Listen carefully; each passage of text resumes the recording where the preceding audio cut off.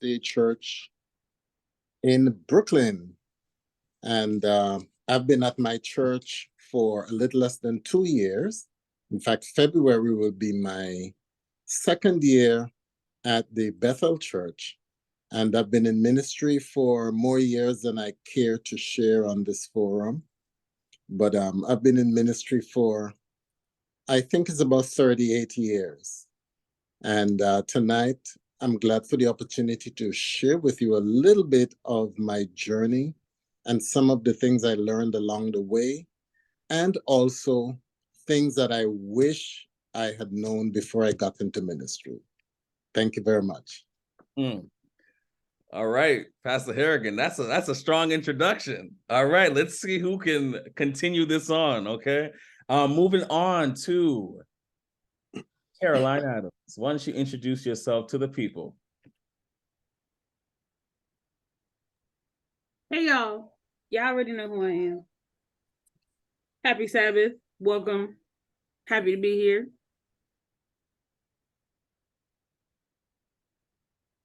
So the people want you to introduce yourself. What were the questions again? No, this is just introducing yourself. I'm here. I'm amazing. I love memes and Jesus and my kids and my husband too. Awesome. And curry chicken. And you're originally from?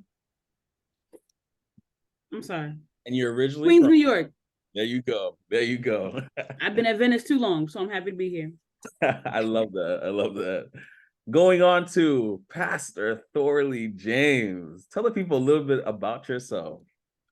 Good night, everyone. Happy Sabbath.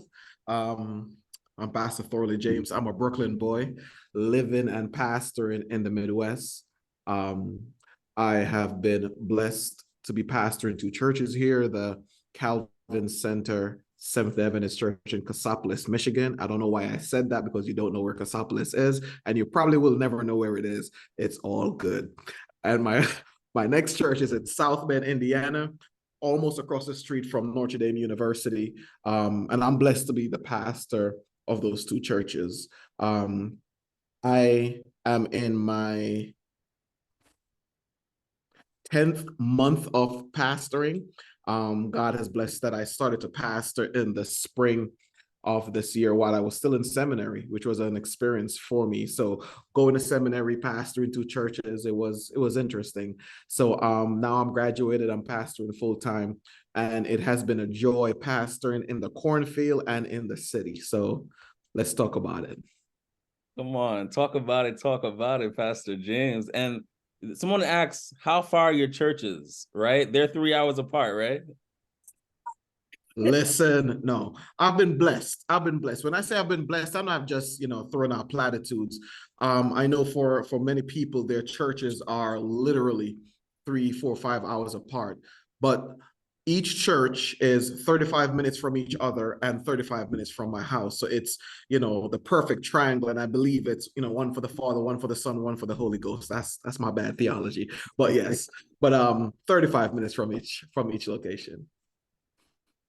Awesome. Thank you so much, Pastor Thorly. Going on to our next person, Donyelle Gilchrist. Come on, you are up. Tell the people a little bit about yourself. They may not know you. Hello, people. I am Donyelle Gilchrist. I am the lovely wife of our pastor here, Devonte. AKA the First Lady of BTM.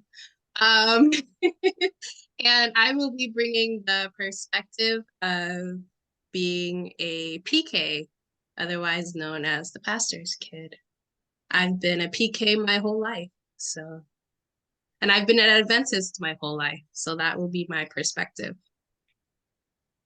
Thank you so much, wifey. We love that. And then, last but definitely not least, Julissa Cargill. Let the people know something about you. Go ahead. Hi, everybody. I'm Julissa Cargill, and it's crazy because I still get nervous speaking to people. Who would have thought, right? About me, I'm doing a thing. Didn't expect to be doing it this way. I felt like I was born in the ministry in a sense of service.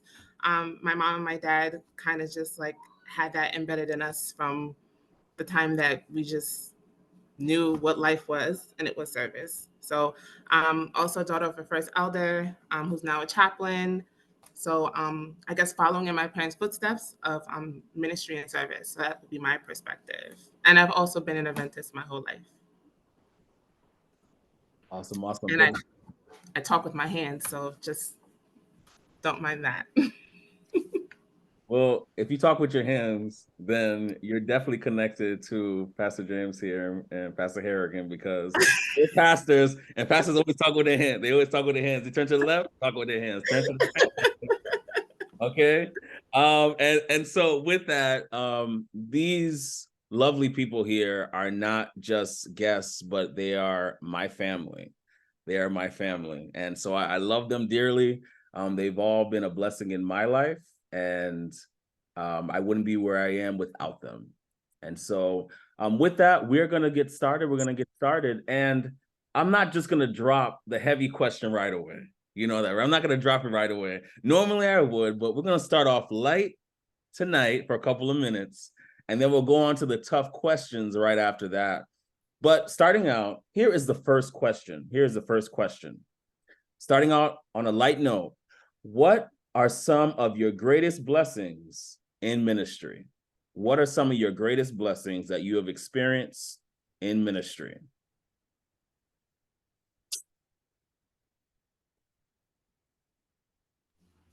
And so with that, I'm going to jump over to, let's go to Pastor Harrigan first.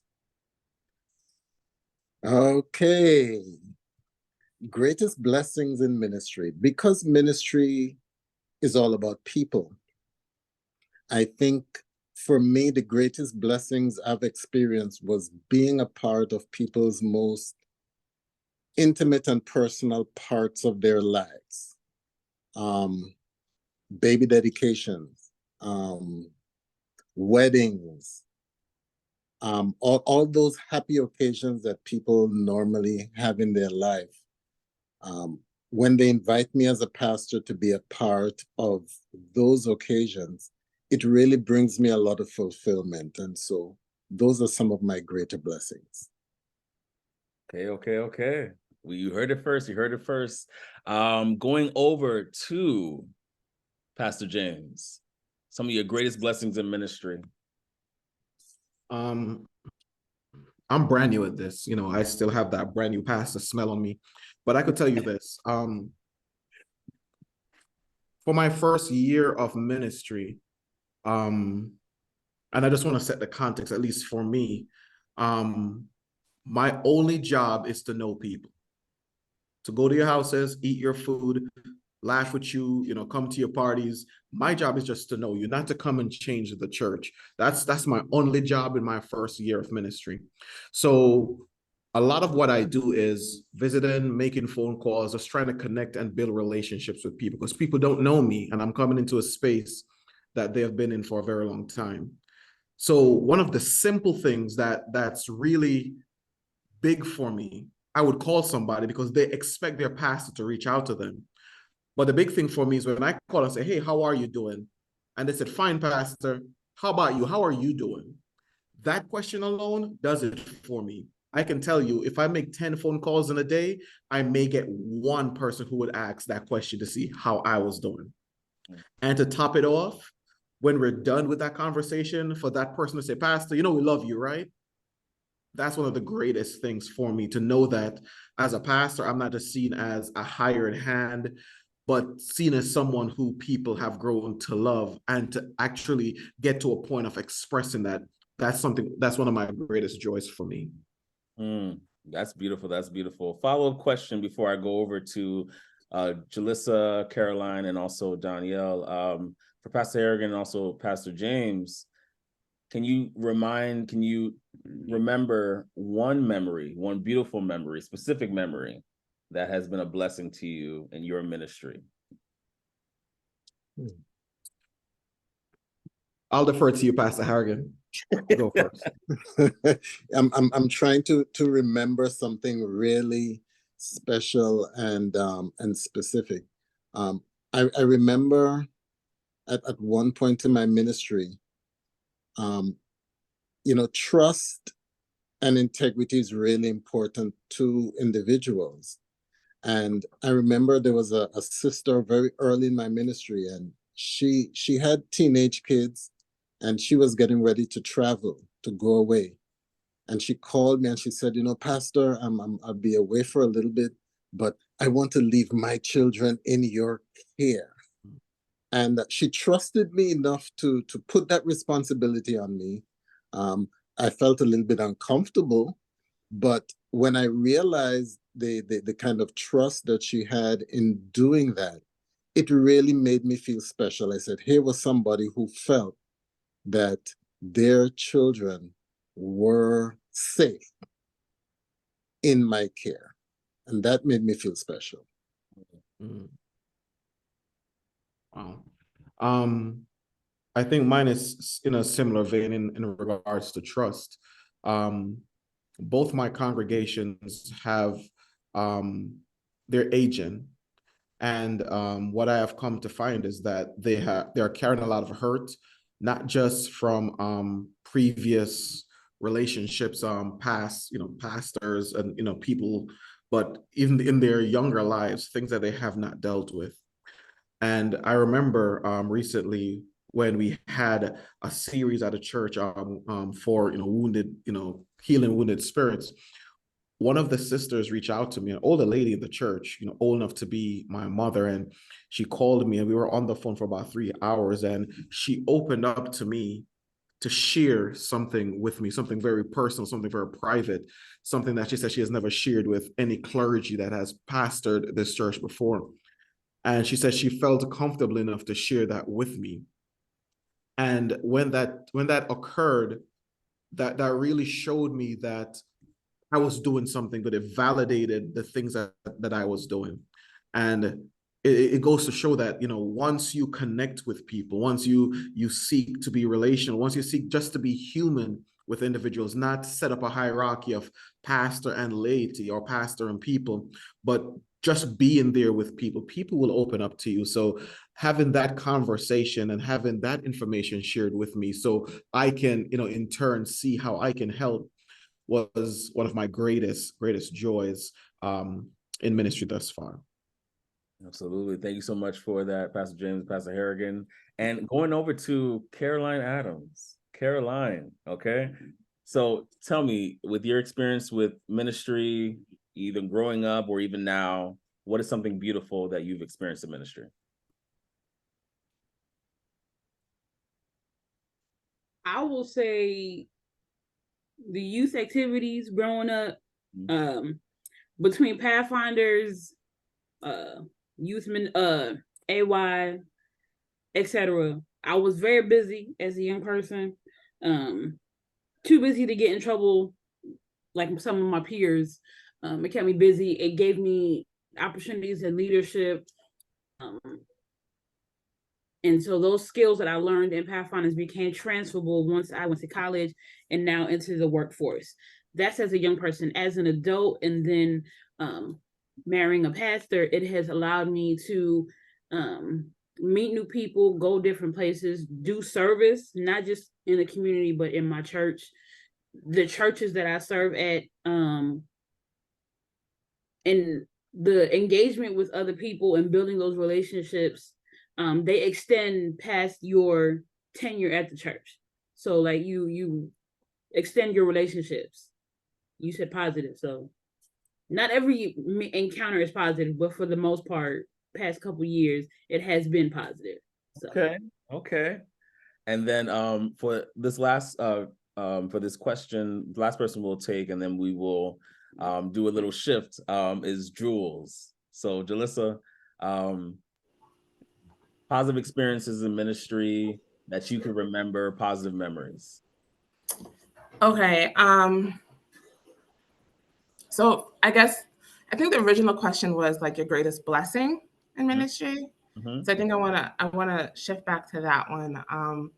being able to have, I'm married, and I have 2 children. So being able to have a husband, a spouse that's supportive of, even if the idea is crazy, right? But I'm like, no, like I fasted and the Holy Spirit had told me I need to do X, Y, and Z. It's just like, all right, like our youngest son was blessed. And instead of just having a blessing just for him, I invited people from like different churches to have like just a community blessing. People can rededicate their children. So it wasn't just about our son. You know, most people figure it's, you know, their child's day and their whatever. Um, so he was supportive of that. Another thing is my ministry with Build, Love, Serve, feeding the homeless. It's something that my children see, and if they don't see it happening, they question, "Mommy, like, are we going to do X, Y, and Z?" So they also hold me accountable. So that's a blessing, having support from my husband and accountability from my little children, because they shall lead them. Yes. Come on, you better put in that plug for Build, Love, Serve. With the work you're doing. Come on, show the shirt, represent. Come on, that's what I'm talking about. Go ahead. Love it, love it, love it. And then Don, close us off. Some beautiful memories in ministry before we go to the one of the more tougher questions. Yeah, I think for me, the greatest blessing for me to be in ministry is meeting all of the beautiful people. As we had migrated from church to church, I think in each church I was able to learn different people, gain friendships, and some friendships turned into like people that, you know, felt like family. And it's a beautiful thing when you can not just worship with people, but you can fellowship with them as well, and they become a part of your life. So I think that's the greatest blessing, meeting beautiful people. Absolutely, absolutely. And for those that don't know, you said moving from church to church. Can you describe for those that might be new to that, because there might be some that come from a context where the church pastor stays there for 40 years at one church, right? So just describe that dynamic. Well, in the Adventist church, some conferences move their pastors every few years. And so I had the experience of moving to different churches and getting to meet different people. Absolutely. All right, we are moving on to our next question. And listen, I'm not going to call the next person. I want whoever feels, called, no pun intended, whoever feels called to answer the next question. Feel free to answer it. The Holy Spirit might tell you know what? I'm picking you. So with this one, this question right here. What were some of your most difficult moments in ministry? What were some of your most difficult moments in ministry? And we want details. Okay? Details, okay? We don't want, this like something broad. We want details because people got to know the real thing, okay? So, what were some of your most difficult moments in ministry? Who's going to be the first one to respond to this?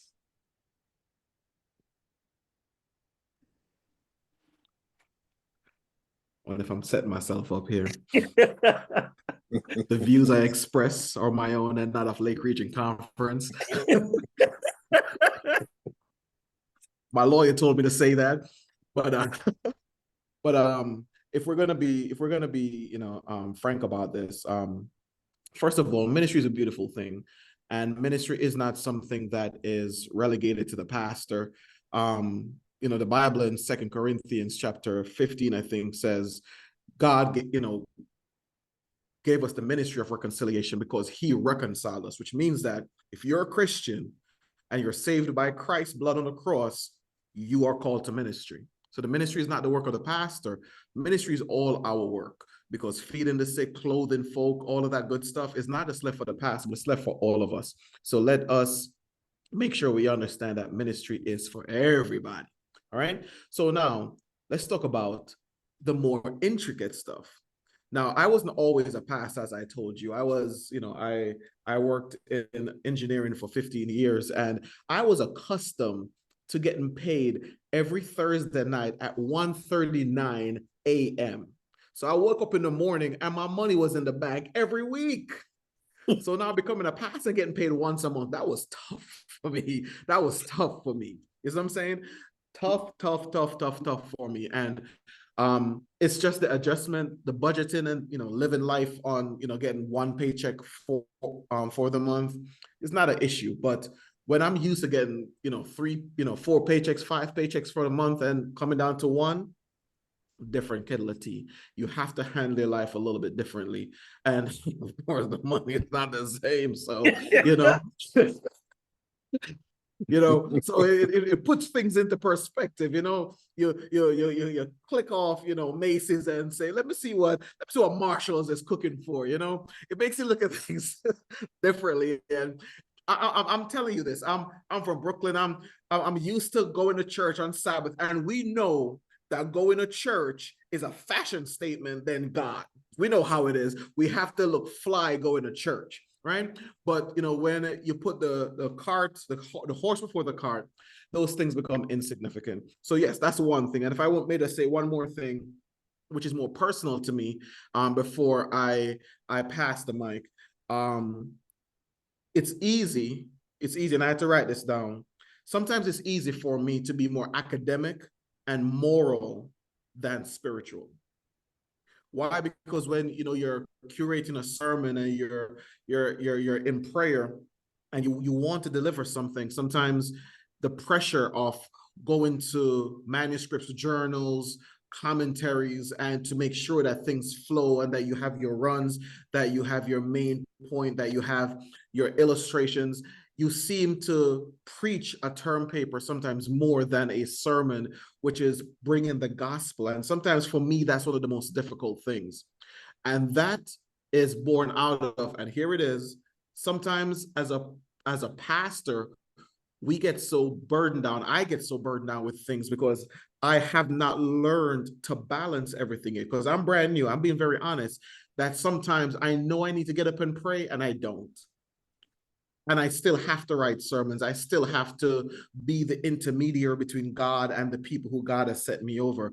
And, sometimes I think about it and it makes no sense, but for the grace of God that carry me from day to day. There are those days when I have down days. Today was one of my down days. Right now, I'll be honest and tell you that my sermon for tomorrow is still on an outline. I'm being so honest. Is still on an outline. These are some of the difficulties that I face, and I'm not even home. I'm at church because we're having retreat tomorrow and we don't have deacons. So the pastor is the deacon today. So you have to show up for people. You have to do things, which means that tonight is just going to be me and Jesus so I can get a word for tomorrow. And to be honest with you, these are some of the difficulties. And this is not something that happens all the time.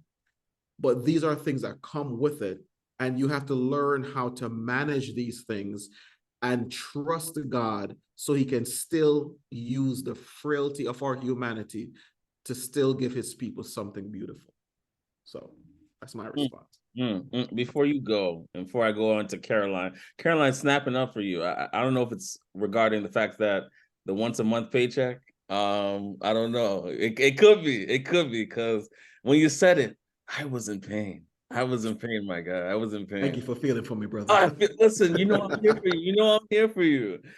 Before I go to Caroline, the question I have for you is, you spoke about, sometimes dealing with the finances of it all, sometimes dealing with the preparation of it all.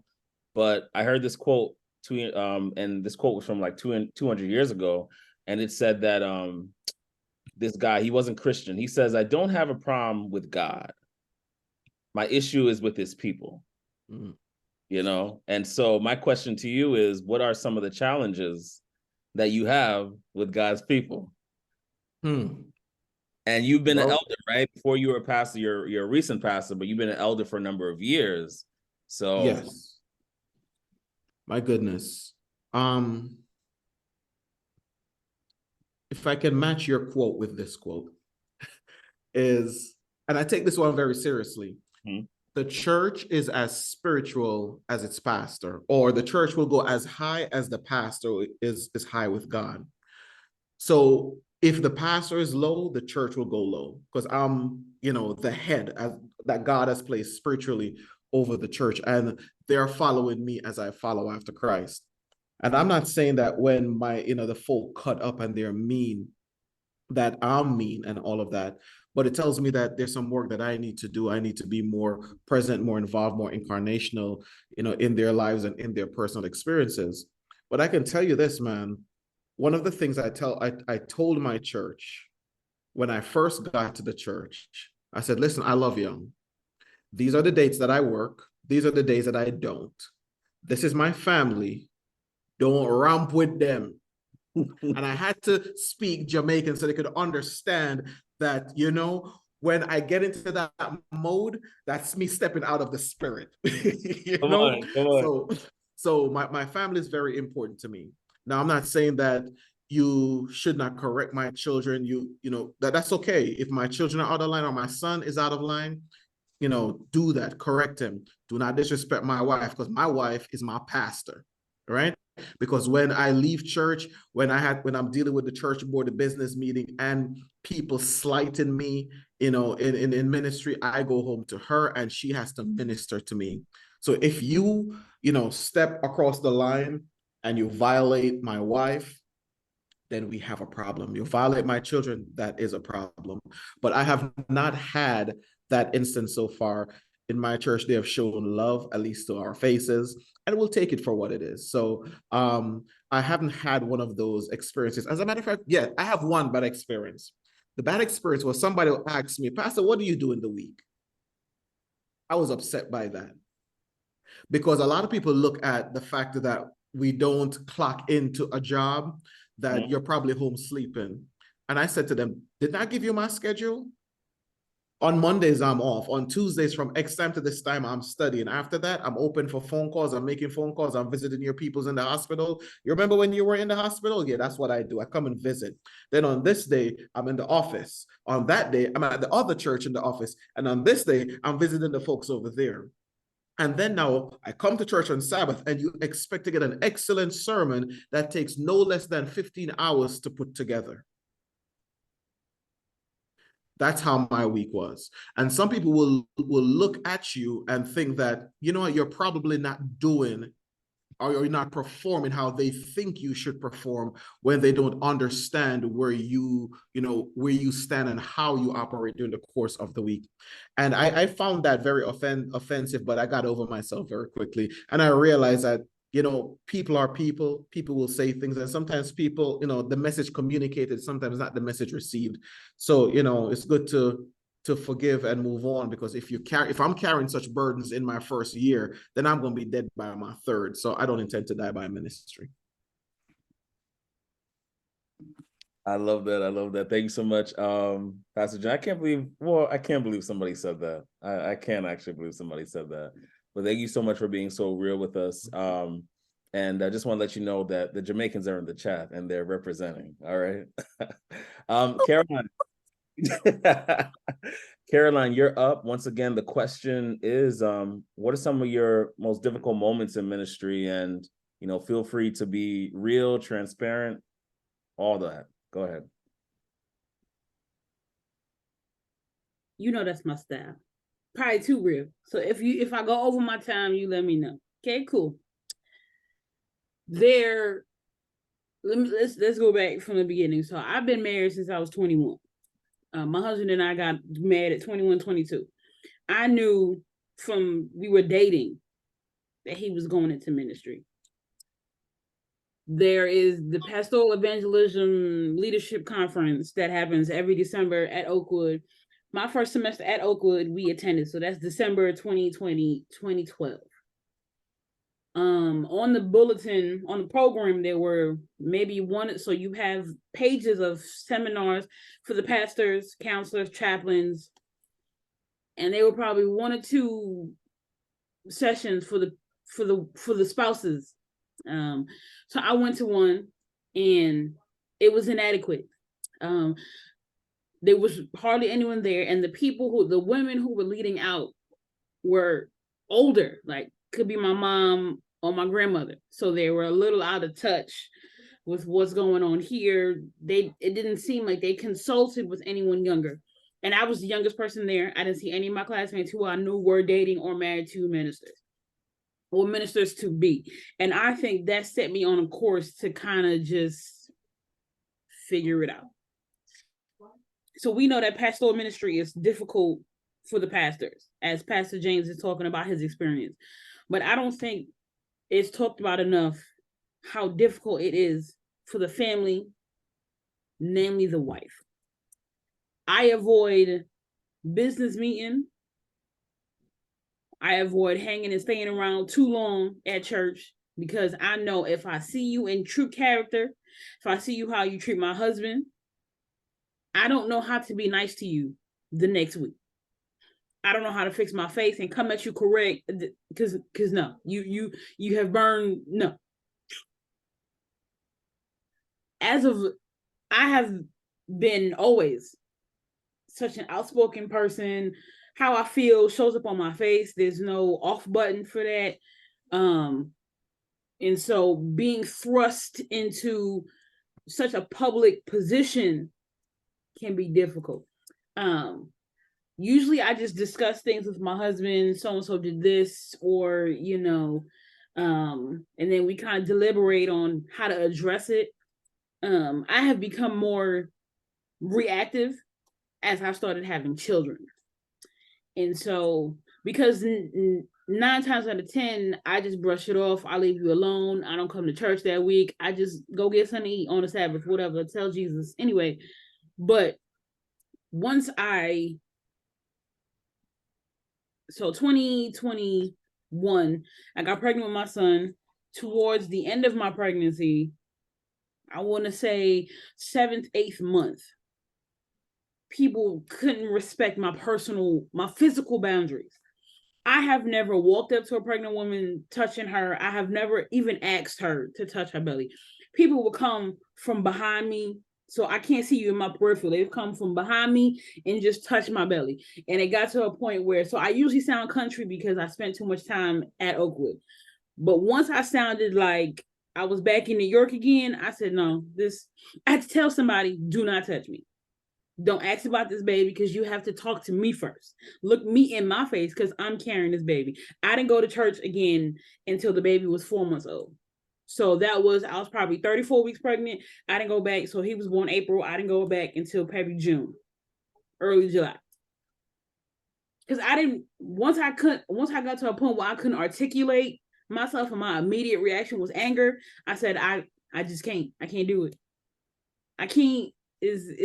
God is working on me still, and as of late, I have always been the mother hen of my friends. I have always seemed like the happiest person of my friends.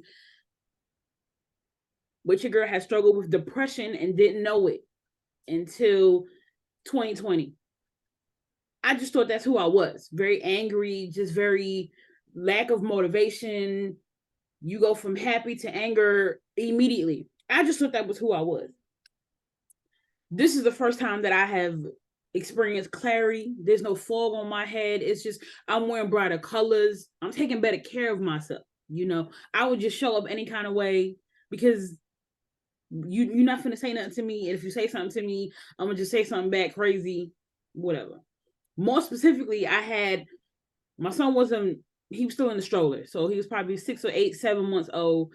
And no, he was 1, but he was in the stroller. I think my friend came for my birthday, and he fell asleep in church. So he was in the stroller now. I'm making my way from the sanctuary to my vehicle. Someone stops me and asks if they can see the baby, but the baby is covered up with a blanket because it's chilly outside. No, you can't see him right now. He's asleep. No, I just want to see the baby. No, you can't see him right now. He's doing fine. You can see him next week. Well, since you won't show me your baby, don't ever ask me for help ever again. No problem. Cool. Thank you for that word. My friend was ready to say something. I said, cool.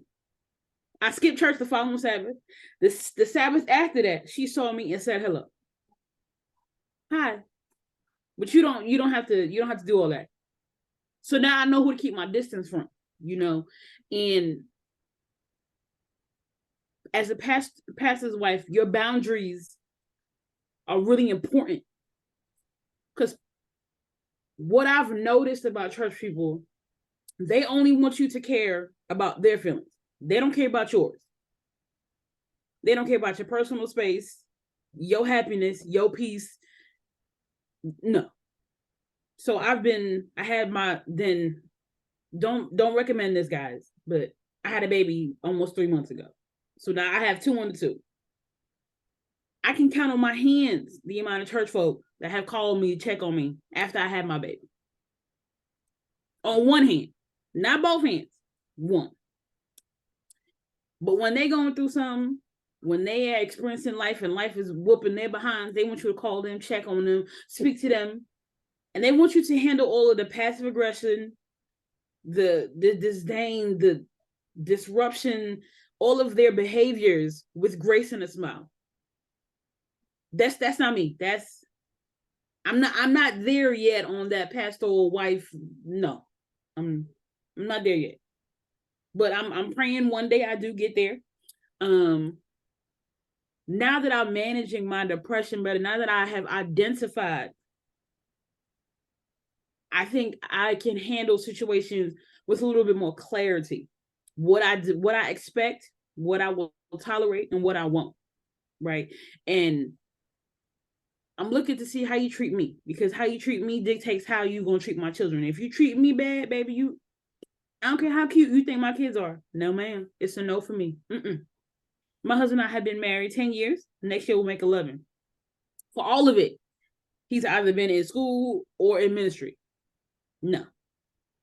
Because, and the number one reason why I don't go to those meetings is because we both don't need to be angry. We both don't need to feel attacked and transgressed. One of us has to be at peace. And my husband is more, he got an explanation for everything. He's a logical person. He's diplomatic until he's not. Right? Me, I'm like, I burn your house down with the love of the Lord. I put a track on top of ashes. Jesus says, his steps to Christ. I'm the wife at the restaurant, like, he said no ice. And he's like, Caroline, it's okay. I'll just wait. No, you're thirsty now. And I just, there's not enough resources for pastoral wives. Not that I've been around to see it or gone or paid attention to, but there's not enough resources, not enough support. The only support we get is when we come together and talk about it amongst ourselves. But we usually avoid those spaces that the pastors are in because one of us has to be at peace. And now that I have children, my peace is at home. Like, I don't want to worry about how you feel about my 18-month-old running around the sanctuary because he don't want to sit down. I don't feel like you looking at me funny because my daughter's crying. She a baby. I don't feel like dressing up and looking cute because I'm postpartum, dealing with postpartum depression. I gotta wait a few weeks every other whatever to see my therapist. It's a lot going on, and I don't think that the grace that is demanded, that is required on your part, is always extended to you. So in totality, oh hell no! I'm sorry, y'all. This is a spider. Oh, I'm sorry, y'all. Yeah, it's a challenge. I saw it come down. I was wondering if there was like confetti coming down from the sky. That's a big spider. So I didn't mean to cuss. It was a spider. It's okay. I'm so sorry. Oh, like I was saying, there's not enough support for wives in ministry, right? You're just always expected to be graceful and gracious, even when you're being battered by the storms of church folk. I love church folk. It's because even though I talk about the congregation, the church people, I am a church person as well, right? But then I made a post on Facebook last week because I cause trouble. I start a pot every Saturday, but I said it's difficult to find a place to fit in the congregation as a pastor's wife when you don't sing, teach, or plan events. Who is that? People in the chat know me. Know my post. I'm about to chill out tomorrow. They know me. But it's difficult. Like if you don't sing, play the piano, plan brunch and tea every Sunday afternoon, it's difficult to fit in. And when you don't fit in, or feel like you fit in, or don't, it's lonely. Very lonely. And you have to find support outside of your church. It's also lonely because you being in that position is a vulnerable space. So what if I go to someone who I consider a friend, talk about my depression, talk about, I can't come talk to you about how I'm having difficulties at my house with my husband. That's your leader. There's a certain respect that you are supposed to have for him. I can't tell you my business, right? I can't complain to you about what's happening in my house because I don't want you to look at me a certain way. You already look at me crazy. So it's lonely, it's vulnerable, and it's not talked about enough. You know, I'm just saying. Again, I apologize for the spider, the cussing, Pastor James, Pastor Harrigan, Bishop Gilchrist. I'm sorry, it just came out of nowhere. I'm going on mute. Y'all have a happy Sabbath. It's the spider's computer now. It's fine. We can edit it out the video. Don't worry. Jules and then Don. Difficult moments in ministry for you. So because I think I want to go back to when I was younger and I was actually serving in church. Because right now, how my ministry works is going to be on the outside. Yes. Okay. We have a guest. So while I was serving in the church, one of the biggest, I guess, disappointments was that it wasn't being supported, right? You have a program, I would never forget, we went to Maine, I believe it was 2013. Me and LeVar always had this conversation. Was it 2013 or 2000? It was like 2013. And that Sabbath when we went, we learned about Compassion Sabbath. I don't know if you remember that. And Compassion Sabbath is pretty much going out on the Sabbath into the community to speak to whomever is out there. And it's not even about like giving out tracts. It's water bottles or handing out roses. And when we did it, it was like, you know, the drum corps, they played and marched and all of that. So when I came back, I adapted that for us to do for our Sabbaths, to have Compassion Sabbath. And it was going to be once a month. And the idea was that the youth would come, we would dress down, we would go out into the community, and we would hand out roses. It would either be roses or bottles of water. We would just talk to people and invite them back to a Bible class or AY, figuring it would be less intimidating, you know, especially people who don't know about church culture and you come into church with your hats and your heels and all of this. You can come in, you know, just easy breezy. And we were out for a couple of Sabbaths and we got shut down because we needed to be inside the church. And it was a little disheartening because that was the Sabbath where we had most of the youth come to church. That was the Sabbath where Bible class or even AY was full. That was an opportunity for us to reach people who, you know, understood us or just were on the same level as us. And having that shut down, I think it also shut down a part of me and wanting to be in ministry or even entertaining the thought of ministry inside church. I was on praise team, and if I wasn't singing a week, well, why aren't you singing? Because I'm tired, and I need rest too, you know. And it was just it kind of just spiraled from there. Yeah, And I think it kind of just turned me away from serving in the walls of the church. But God has a funny way of whipping us back. So if he wants you to serve and you are in ministry, like Pastor James said, service is for everyone. And I always thought like service or being in ministry was pastor, elder, clergy, all of that. And, us little simple people down here, we got purpose too. So, yeah. Before you go and I go to Don, Julissa, what were the exact words when you wanted to do outreach Sabbath and, they wanted you to stay, for service and do the traditional thing, quote unquote? What were the exact words said to you on the reason why? Because I choose happiness, I no longer remember. Okay. It's just, it's different time, different space. And I think having the shutdown in 2020 and realizing that we can do church from our homes or whatever, I think it changed perspective. But it's just, it happened, and I don't think I don't regret it, because it made me as vocal as I am now, right? Like it made me unapologetically ready to just do what God is asking me to do, not what you think I should do or what you're telling me to do. Let me run it by Jesus, because me and him are tight. These last couple of weeks, we've been getting real close. He waking me up in the mornings. And yeah, so I choose happiness. That was beautiful. Thank you so much, Jules, for that.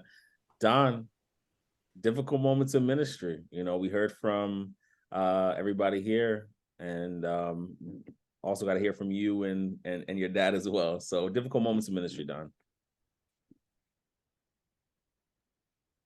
Yeah, so for me, I think a difficult moment in ministry probably would have been when my dad got back into ministry.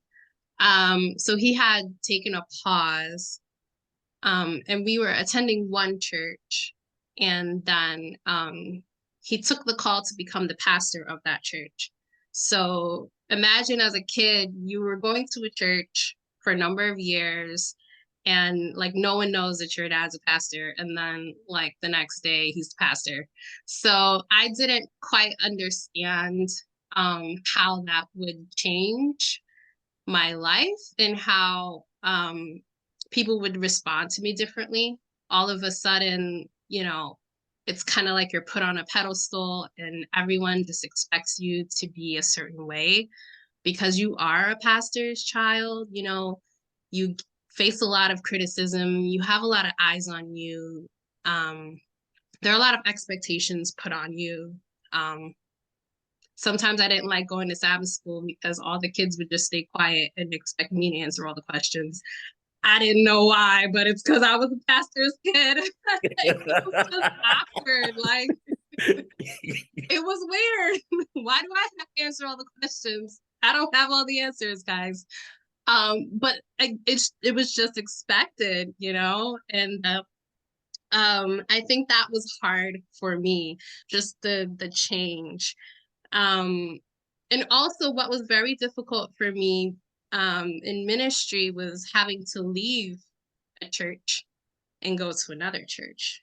I didn't quite get it. I didn't understand why. Well, I knew why cognitively, but emotionally, it was very difficult for me. Growing up, when you have friends as kids, like your friends can mean like everything to you. You think the world is going to end if you can't see your friends. And so I had a very hard time with having to transition and like leaving my old friends behind and knowing that I'll have to make new ones. And I'm introverted. So that just added another layer, right? Like, okay, I don't know these people, but they're all smiling at me and they're all looking at me. And it's like, it's just a new experience that was kind of difficult for me to cope with. And then it happens again and it happens again and it happens again because you just keep getting moved. So I think it's not spoken enough, but I think some children, it's hard for pastors' children to have to keep being reintroduced to new congregations all the time, new people all the time. You're leaving one set of people behind and then picking up another set. I think for the adults, it's easier and they understand it, but as children, I think it's really hard. Well said, well said. And that it is extremely hard. And for those that don't know, that is a common thing with Sunday churches. Normally, you know, and there are some cases where they might move pastors because, you know, they might have another call and so on. But in the Adventist church, and within what we call regional conferences specifically, a lot of pastors get moved more often. For other conferences, it's not as often. I've heard of some people staying 10 plus years. And that was something new to me. But when we're growing up and we're kids, you know, we just see pastors moving all the time, sometimes within 3 years, 5 years, 4 years. And you can see that the toll and the impact it takes on families. It's not an easy thing at all. So a lot of compassion and also empathy towards every family that has had to do that, has had to break apart and then join again, and then break apart and join again. Interesting thing, my friend, one of my friends, Feluke, she was talking about how even within our Black communities, that's not necessarily a healthy thing. When like the quote unquote, the shepherd of the church or the head of the church has to keep on leaving and you have to keep on changing.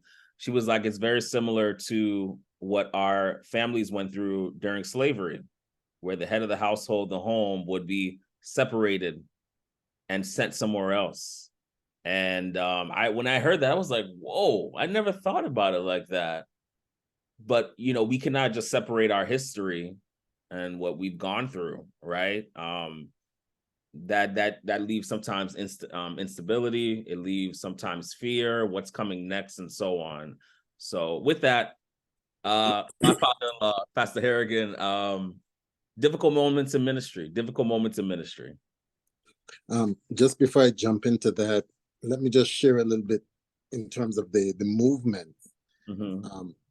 It's very difficult on the children, but it's also difficult on the pastor's wife. Because if she's employed outside the home, that means that every couple of years she is going to have to move, and wherever job place she's working, what happens to her seniority? And so you're always, every couple of years, you're the new guy on the block, and so you take a hit financially, because you really don't have a particular place where you're settling down, spending a couple of years, building up your retirement benefits in any one place. So the constant moving and shifting is difficult on every single person involved. Getting back to your question about the difficulty, one of the difficult things that we face as pastors is that we are often weaponized. And I use the term weaponized to mean that when you leave one church and you go to another church, you're going into a situation with multiple problems. They've been struggling with these problems for many, many years. You are walking into a hornet's nest and you have no clue. And there are people in church who know that, and they may have ulterior motives or they may have their own agendas. And you are the new pastor, you are coming in. This group of people have been a thorn in my side for all these years. I'm going to get the new pastor, and I'm going to kind of snuggle up to him, get to be his friend, and somehow find a way to use him to get back at those people that have been bothering me for all these years. or maybe they feel that the old pastor was friendly to a certain group or clique in the church, and I'm going to get close and friendly to the new pastor so that my clique could get some props and get a little bit of respect around here. So we have to be very careful as pastors because people will try to weaponize us. I've had people who didn't like how other people are operating and they tried to get me to get rid of them. It happened today. I kid you not, just today. And I said to the person, but we had this meeting. Why didn't you bring this up before? Oh, I didn't think that was the correct time to do it. So you have to be very aware and realize that a lot of churches are family oriented. You have a lot of connections in churches with families. And the longer you stay in those churches, the more you realize that there are cousins and people who marry into other families. And if you try to put your nose into their business, you are going to end up being the loser because you have no idea about the familial connections. Mm. And soon everyone is going to end up being mad at you when you thought they were mad at one another. Just wait until they get mad at you for trying to get into their business. So you have to be wise as serpents, as the Bible says, and harmless as doves. You have to be careful about the connections that you make with people, because some people will lose their respect for you and some people will try to use you. On the other hand, early in my ministry, one of the mistakes that we made is that we didn't want to be put in anybody's pocket. And I was so maybe scared of being used by individuals that we just totally isolated ourselves. And by that, I mean, if somebody wanted to come and do something for me, I would say, oh, no, that's okay. I could take care of it myself. And people were offended by it because many people want to do something for their pastor. They want to minister to their pastor and they wanted to help. And early in my ministry, my wife and I, we did not allow that because we didn't want to get involved and to be used. And one day the light bulb went off and we said, okay, let's give these individuals a chance to help us. And so, my firstborn, Deshaun, he was very young at that time. And the family who wanted to come and wash my car every Friday, they would pull up ready to wash my car on a Friday afternoon so I could have a shiny car to go to church on Sabbath. And I said, no, I could wash my own car. They wanted to come and to take my wife to the grocery store to take her shopping. And she would say, well, you used to do that for the last pastor because his wife didn't drive, but my wife can drive. She could get to the grocery store. But when we realized that there were no ulterior motives, they were just trying to minister to us, we just allowed them to do things for us. And so we allowed them to babysit our son. Oh, that was like the biggest, most blessed thing they could ever be responsible for, taking care of the pastor's firstborn son. That was a big thing for them. So again, we have to be careful, but at the same time, we can't be closed off so tightly that we do not allow people to minister to us. It's important to give people an opportunity to minister to you as a family. Mm. I don't know if you saw in the chat, Julissa says, are they still available? She has two. No, that was a long time ago and far away. Sorry, Julissa. Unless you want to put them on a plane. That is beautiful. That is really beautiful. And the fact that you the two of you even thought like, hey, because we were worried about, church, how the churches and sometimes getting too close to people, how you were able to say, okay, maybe we've gone to the far extreme and not allow people to help us. That takes a lot. And I think that's beautiful to be able to make that adjustment and to that introspection and say, hey, like, I know we've been going a certain kind of way, but let's pull back a little bit because there might be good people, you know, sincere people that actually want to help. So I really love that. Thank you so much for that. And so with that, we have one more question left.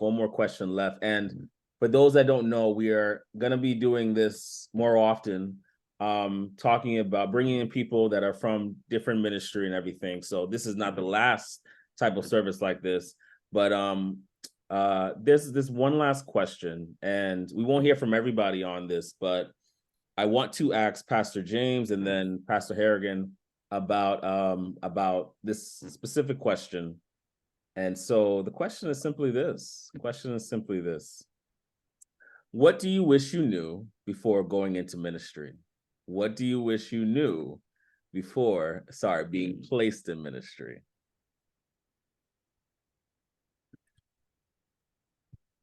Okay, let me start off. And before I answer the question, I'm just going to take one step back to talk about what we had previously discussed. Sometimes when church members cannot get at you as a pastor, they get at your children. And so whether it's in Sabbath school, whether it's in Pathfinders, if they're trying to needle you, if they don't like you and they can't get to you, they will use and abuse your children. They will drop things in their ears. And again, I'm not talking theory. I'm talking reality. So those of you who are on here, and if you're going into ministry or you are in ministry, you need to fiercely guard and protect your children and do not allow people to abuse them. They will get to them if they can't get to you. Okay, what I wish I knew before going into ministry. Pastoring is hard. It is very, very difficult. I've worked a lot of different jobs. I've worked on airports as a baggage handler. I've worked in construction, mixing concrete and cement. I've worked in higher education as a professor, and I went through the process of getting tenure. I got a PhD, which is not very easy, but none of that compares to how difficult being a pastor is. And before I became one, you know, you would sit in the pew, you would work along with pastors, and you would see one side of what you think ministry is all about. But once you get that title and you sit in that seat and you have to lead that church board, or you have to lead that business meeting, and you're responsible for this church, you begin to understand how hard ministry is. And I wish I was told earlier that it's very difficult. All of the skills that you're taught in the seminary does not even begin to prepare you for ministry. Because expectations are so high, you know, you're going to have to be a financial expert. You're going to have to be a psychiatrist. You're going to have to be a coach. I mean, you name it, just about every skill set that you can think about.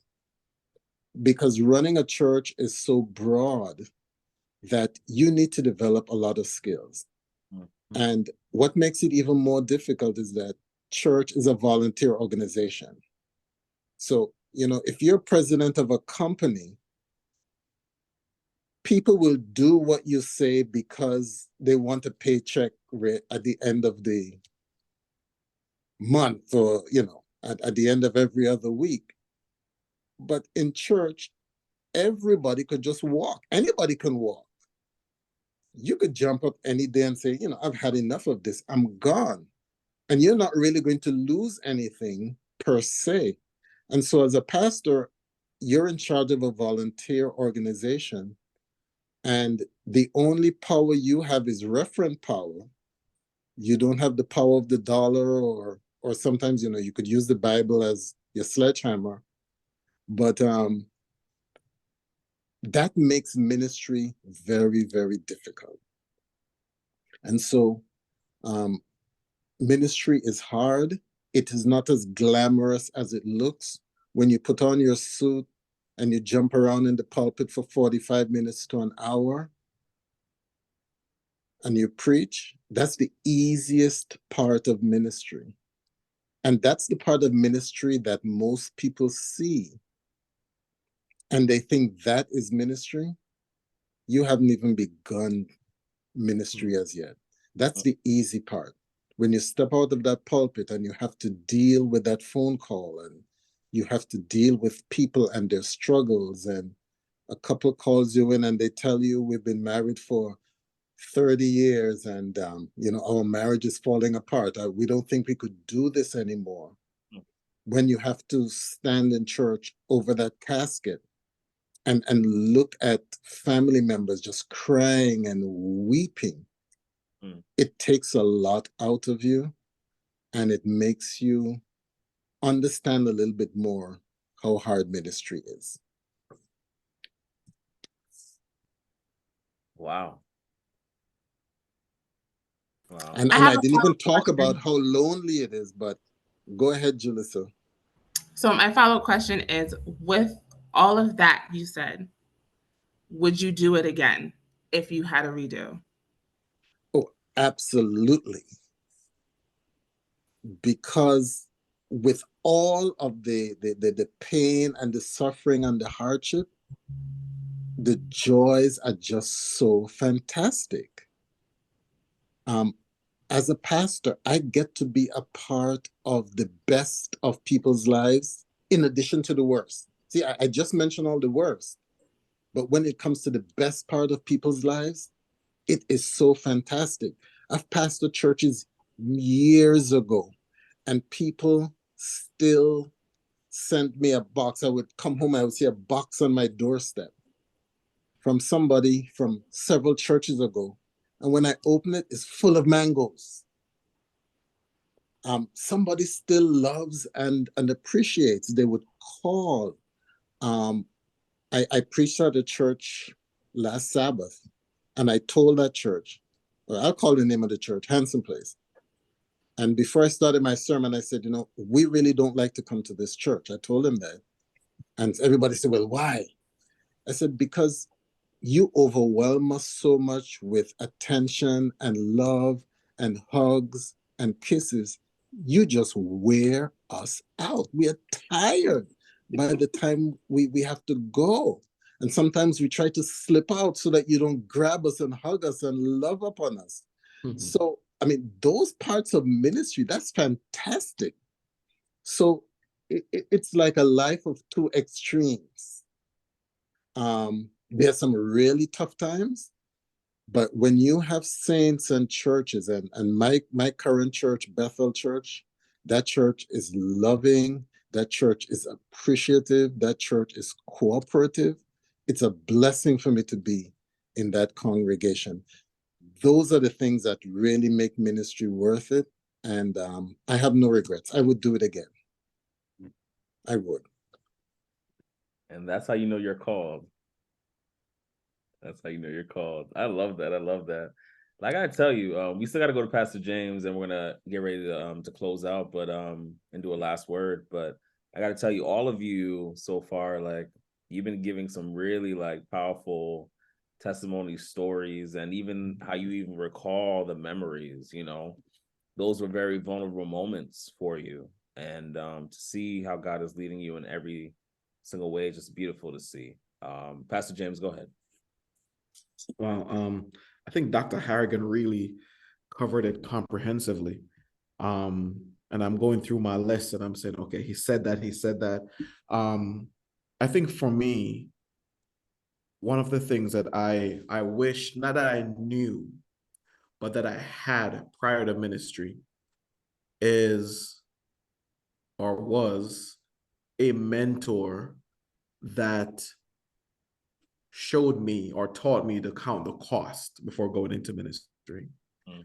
I feel like one of the difficult things of ministry is learning as you go and not necessarily um, being prepared for certain experiences that we have in ministry, because ministry is heavy. You know, as you heard from Dr. Harrigan just now, you're carrying an immense amount of emotional load for the entire church and also for their family and your community as well. And it's heavy.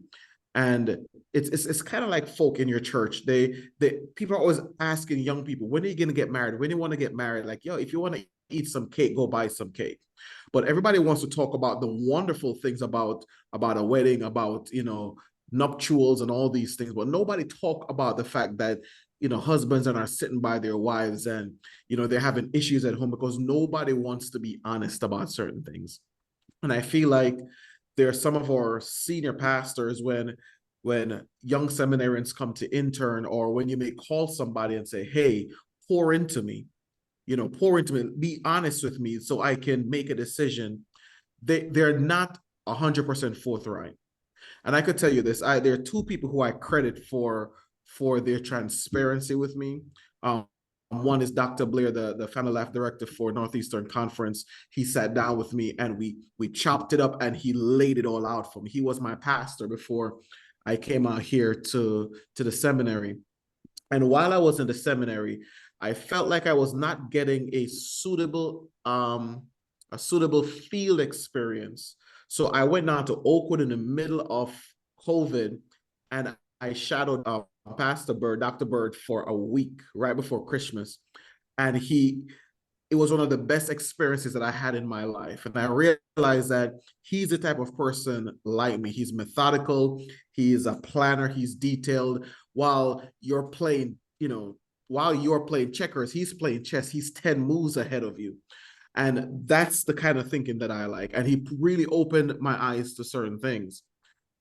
And we have to be honest with people to say, hey, ministry is cool, because when you pop open YouTube and you see folk with awesome music, awesome praise team, on the other side of Facebook, there are those who got the terrible praise team, the terrible music, and you don't know what they're contending with, the financial issues, the fight within the church to really make certain investment into ministry so we can attract, you know, a different crowd, and that will change our revenue. And then in having a change of revenue, it will change how our ministry will look and be in the community.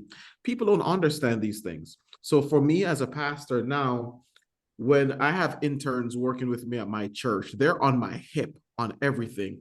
They're in my elders meeting, they're in my board meeting, they're in visitations with me. They are seeing what I see, and hopefully they get to feel what I feel, because they're still at that place where they still can make a decision as to how they want to approach ministry. And I believe everyone should have, as best as possible, a come to Jesus moment before they had their own come to Jesus moment. And if my experience can be a teacher for someone else, so be it. If what I have put together can be a template for somebody else, then so be it. It will make what they're doing so much better. And I think that we need more transparency. We need more ministers who have gone through things. And even if it exposes certain things about you, I do think that we need to be honest with the next generation. Because right now, when you look at many churches, you don't see many young men come into church and, man, I can't wait to grow up to be a pastor.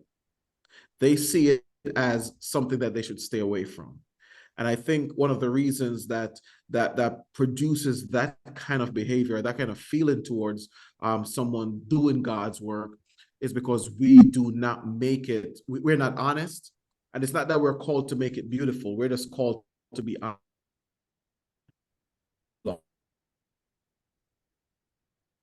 Help us to count the costs. Counting the cost is not a negative thing. but be transparent, be real with us, and allow us to see things for what they are. Don't sugarcoat it. Don't just show us the glamour. Don't, we're not just always looking for an opportunity to speak. And as Dr. Harrigan says, that's the least of the work. Let's talk about planning. Let's talk about strategic planning. Let's talk about how we're going to move church forward. Let's talk about how we are going to motivate members who feel burnt out or members who are indifferent. How are we going to get them to a place where they can fall in love with Jesus once again so they can develop that fire? How can we put out fires over here while lighting fires over here? How can we be all of those things while being the same person? Let's talk about that. Sometimes we just don't have those conversations. And I think it goes to the detriment of the ministry. And sometimes we perpetuate a bad model that is given to us. And sometimes we're learning too much from bad experiences and not from great experiences. So that's my take on it. This is powerful. This is powerful. Thank you so much, family, and for your honesty, for your transparency. The reason why we wanted to do this is because I think it's so important that we educate members, especially coming into this, and even being at the seminary now and hearing so many stories and trying to get as much feedback, tools as much as possible. When I'll give you a short story in about a minute or so. Don, I told Don that they were doing some women's, what was it, Don? It was like a women's support group or for pastors' wives over here in Michigan. And she had came back and told me, like, they spent the entire time with the pastors' wives telling them about all the sacrifices that they will have to make in ministry. And I thought to myself, okay, I understand talking about sacrifices with ministry, but I just seemed a little reactive instead of proactive. And it was almost like it came off across like, here's what your life is going to be. This is what we went through, and this is what you're going to have to go through, and then anybody else in the future. And my thing is, why not educate the members on the reality of what the pastor, the family, the children have to go through? You're almost like the president's family at the White House, in a sense, right? But in your local church, where all eyes are always on you. And I thought it would be beautiful if members really learned about what they went through and the challenges, and to be able to show compassion. And so really quickly, just one short word from everybody, a couple of seconds. We'll start off with Julissa. One short word as we start to just wind down with everyone tonight about ministry. Jules, go ahead. Okay, so I think I represent the people who are not directly married or in direction with a pastor. Because, when we think about ministry, we think about the pastor, the pastor's wife, and all of that. I represent the people who, like Pastor James was saying, like, ministry is for everyone. Something that I realized in ministry is that God will use your insecurities to minister to other people with those same insecurities. And it was hard for me, because it's just like, I don't want anybody to know that this is what, I may be struggling with, or this is what I'm worried about. But my honesty, and something that we use in BTM, is share and shame the devil. So my vulnerability, my openness, my honesty, me being hot, open, and transparent, shout out to Colleen, will then be able to pull somebody else out of something. And so that's ministry. Being able to, text somebody, being a checker honor, that's ministry. So we don't have to look at ministry as this big grandiose thing where we have to go to seminary, because God knows I was not called to go to seminary. I wasn't even called to go to school, but he called me back. But that's beside the point. So for, those of us who are on the outskirts or on the outside, we can do ministry too. Awesome. Don, last words to share with the people. Last word, you don't have to be perfect. Jesus paid it all. And so as long as you focus on your relationship with Christ and loving his people, you're good to go. All right. Beautiful, beautiful. Pastor Harrigan, last words for the people. The best way to teach our churches about ministry is for us to be more transparent about our relationships and our struggles. That means that it doesn't have to be in a sermon, but your church should have opportunities where you can come together as groups, small groups, and just talk. And if you're able to share with your church some of the hardships that you had, and they're able to listen to programs like these tonight, and I hope no one got traumatized by some of the things that were said tonight. This is a good way to teach our church about appreciating and loving their pastoral families. So transparency is important. Well said, well said. Ms. Caroline Adams, last words for the people. Find your community, whether that be in the church, Bible study, a prayer partner, BTM. Find your community where you feel safe to explore your Christianity, to ask questions, and to be embraced. Ask questions, be open to learning more. And if you just don't have it, to intercede on your own, phone a friend. And Pastor James. Last words. Pastors are people. I know that's hard to believe. Talk to them, not at them, not about them. Those things do nothing. Talk to them. And remember, nobody has to do anything that anybody asks, but it's always good to just have a conversation. Just say something. We will appreciate it. It may not be now, but it will be at some time, because we all are struggling with something, even the pastor. So, talk to the pastor. We are human beings. I guarantee it.